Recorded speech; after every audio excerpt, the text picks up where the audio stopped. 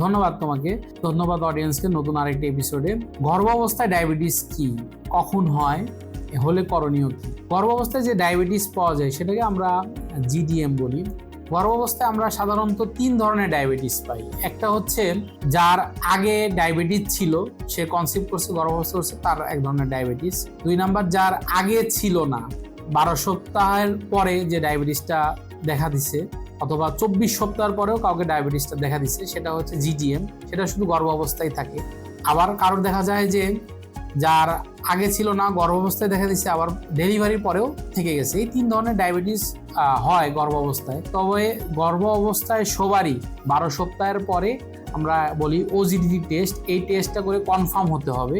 এই টেস্ট যদি কনফার্ম করি, আমরা নর্মালি ওজিডিতে আমরা 3টা স্যাম্পল দিই। প্রথমে খালি পেটে তাকে ব্লাড দেই, এরপরে সে 75 গ্রাম গ্লুকোজ খায়। 75 গ্রাম গ্লুকোজ খাওয়ার পরে 1 ঘন্টা পরে দেয়, আবার 2 ঘন্টা পরে ব্লাড দেয়। এই ব্লাডের রেঞ্জটা নর্মাল রেঞ্জ যেটা আছে, যেমন আমরা নর্মাল ওজিডিটি বলতেছি যে যদি খালি পেটে 6.5 এবং ভরা পেটে 11-র বেশি হয়, মানে 2 ঘন্টা পরে 11-র বেশি হয়, সেই ক্ষেত্রে আমরা তাকে ডায়াবেটিস রোগী হিসেবে ট্রিটমেন্ট করি। কিন্তু প্রেগনেন্ট অবস্থায় যেহেতু সবকিছু লেভেল বেশি, এইখানে ডায়াবেটিসের লেভেলটাও ওরকম আমরা কল্পনা করতে হবে। আমাদের ওজিডিটি লেভেলটা হচ্ছে নর্মাল অবস্থায় 6 এবং প্রেগনেন্সি অবস্থায় যদি কেউ 9-এর বেশি পাই, আমরা ওজিডিটিতে 9-এর বেশি পাই, তাহলে আমরা তাকে ডায়াবেটিসের রোগী হিসেবে বা জিডিএম রোগী হিসেবে ট্রিটমেন্ট শুরু করব।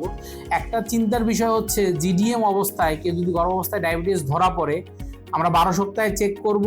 তার যদি বর্ডার লাইন থাকে, প্রি ডায়াবেটিক থাকে, তাকে আমরা আবার 24 সপ্তাহে চেক করব। এখন কারোর ধরা পড়লো, কারোর খালি পেটেই 7-8 আসলো এবং সুগার খাওয়ার পরে 12-13 চলে আসলো, তাকে অবশ্যই ট্রিটমেন্টে আসতে হবে।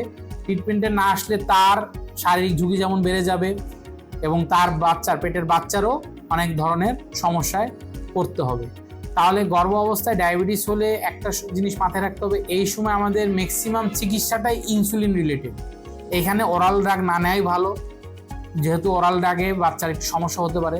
তার জন্য আমরা 100%ই এখানে ইনসুলিন সাজেস্ট করব।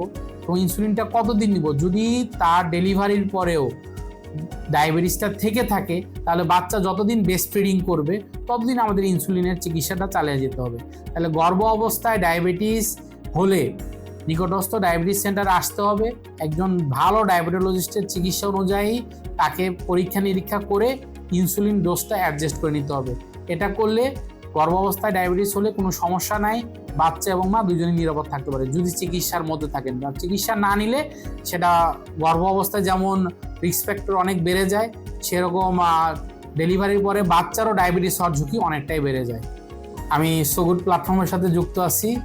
আমার অ্যাপয়েন্টমেন্ট নিতে আপনারা সো গুড প্ল্যাটফর্মকে ফলো করুন। ধন্যবাদ। So good.